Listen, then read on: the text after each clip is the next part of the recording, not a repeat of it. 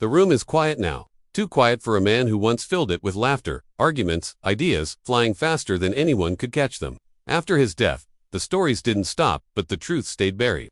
For decades, Billy Crystal smiled through interviews, deflected with humor, and carefully chose his words whenever one name came up. Rob Reiner. Two men who helped define a generation of comedy and storytelling. Two friends, or at least, that's what we were told. But when the cameras were off and the applause faded, something else lingered. Something unfinished. Billy Crystal once said, "Comedy is pain with perfect timing," and if that's true, then the silence he kept for so long may have been the most painful joke of all. They met when Hollywood was still rough around the edges, when success wasn't guaranteed and egos were still forming.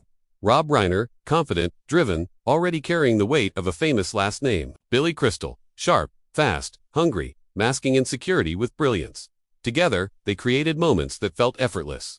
But nothing great is ever truly effortless, is it? On set, the laughter was real, the chemistry undeniable. But behind closed doors, there were disagreements that never made it into the blooper reels. Creative clashes that felt personal. Who gets the final say?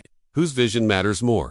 At first it was small things: tone, pacing, a line that should stay or go. Then it grew. Success has a way of magnifying everything, especially resentment. And while the world saw collaboration, the cracks were already there.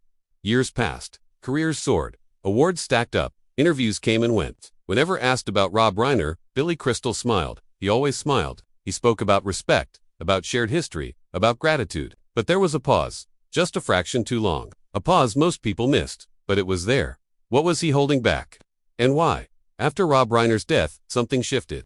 Grief has a way of loosening the knots we spend a lifetime tying. Billy Crystal didn't rush to speak. He waited, and when he finally did, it wasn't explosive, it wasn't cruel, it was quiet. Honest. He admitted that not everything between them was resolved. That there were words never said because timing always felt wrong, because success kept moving forward, and there was never space to stop and look back. He spoke of admiration but also disappointment. Of moments when he felt unheard, of ideas he believed in deeply that were brushed aside. Not out of malice, he said, but out of certainty. Rob Reiner knew what he wanted, and sometimes, that left no room for anyone else. Billy didn't frame it as betrayal. He framed it as reality. Two strong voices in one room don't always harmonize. There's a scene Billy described that never made headlines. Late night, empty studio. Just the two of them sitting in silence after an argument that never really ended. No yelling, no dramatic exit, just distance. That kind of distance is harder to close than anger. They worked again. They laughed again, but something fundamental had shifted, and neither of them knew how to fix it without breaking what still worked. The public never saw that version of their story. We prefer legends, clean and uncomplicated.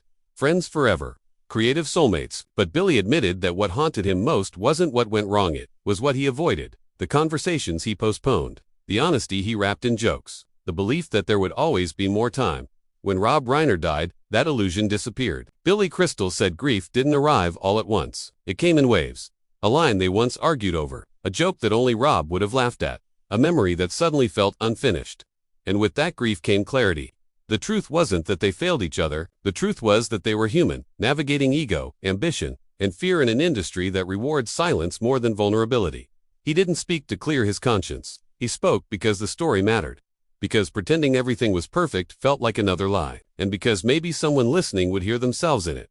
How many friendships survive on unspoken words? How many end without closure? Billy Crystal's admission wasn't about blame. It was about honesty, about acknowledging that even the most iconic partnerships are fragile, that success doesn't protect relationships, it tests them, and that waiting too long to speak can turn love into regret. So what do we do with that truth? Do we keep smiling through discomfort, assuming time will fix what we refuse to face? Or do we risk the hard conversation, knowing it might change everything? Billy Crystal learned too late that silence can be louder than any argument, and the question he leaves us with is unsettling in its simplicity. Who in your life would you speak to differently if you knew time was running out?